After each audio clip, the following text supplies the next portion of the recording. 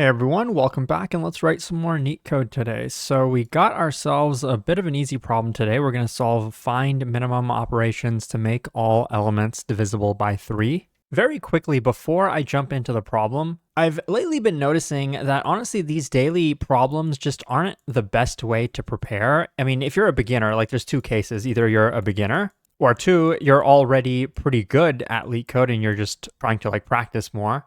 And I think in both cases, the daily problems probably aren't the best use of your time because if you're a beginner, the problems can be very random in terms of difficulty. You'd be much better off doing the Leetcode 150 list or the Leetcode 250 list if you're a beginner.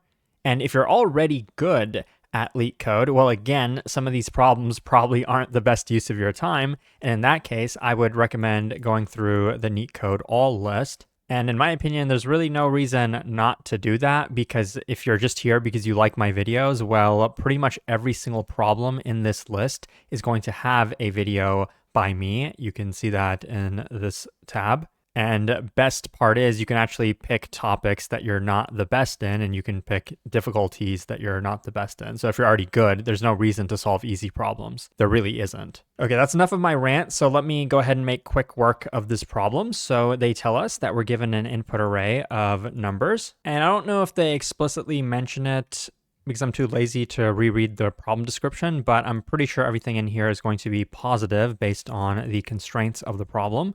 And all they want to know is what's the minimum number of operations to make sure every one of these is divisible by 3. So what numbers are divisible by 3? Well, 0 is kind of the base case. 0 is going to be divisible by pretty much every number. And then the next number is 3, then 6, then 9. So basically, is it a multiple of 3? Now, we can go through the list of numbers. We see 1, and we want to make it divisible by 3. We want to pick the minimum number of operations to do that. So what's that going to be? Well, just minus 1 from it, and you can bring it down to 0.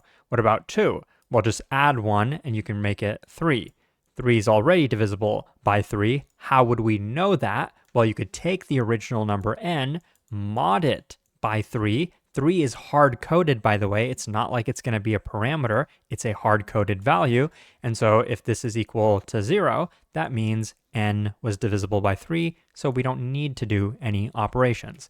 And lastly, 4, we can just subtract 1 from it. So one thing to recognize with this problem is that you can take any of these numbers, in this case 4, mod it by 3, and then you get the number 1. So we removed all multiples of 3 from the original number. So then it becomes easier. So here, we can just subtract 1 from it to bring it to 0. Now, what are the other cases? There's really only 2 cases, and that's what makes this problem so easy, because even though we're given a number 3 to divide it by, since it's a hard-coded number, there's only going to be 2 cases. Either the remainder is going to be 1, or the remainder is going to be 2. And my claim to you is it doesn't matter which one of these cases we hit, because we're always going to do one operation. Because to make 1 divisible by 3, you just minus 1. To make 2 divisible by 3, you just add 1.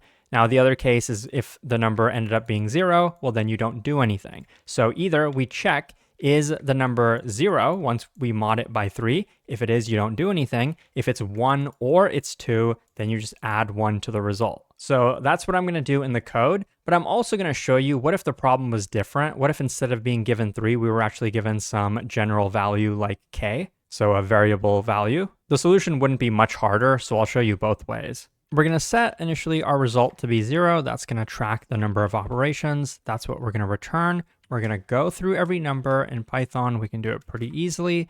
We're going to take n, mod it by 3. Now, if it's 0, we don't do anything. If it's non-zero, which we can just check like this in Python, then we're going to add 1 to the result. So there you go. I'm going to run the code. You can see it works, and it is pretty efficient.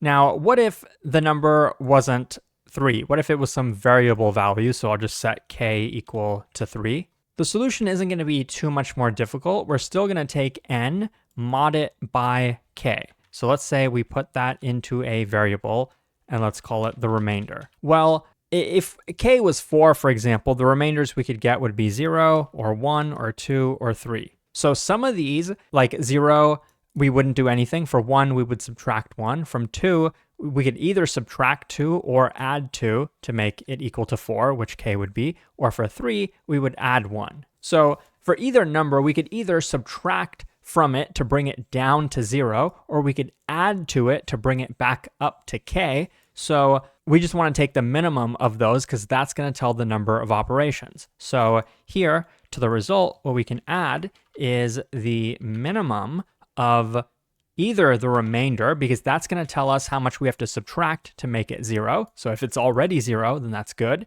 Otherwise, we want to know how much we have to add to it to bring it up to k. We can get that with k minus remainder. So there you go. I'll run this. And once again, you can see it works, and it is pretty efficient. If you found this helpful, check out Leetcode.io for a lot more. Thanks for watching, and I'll see you soon.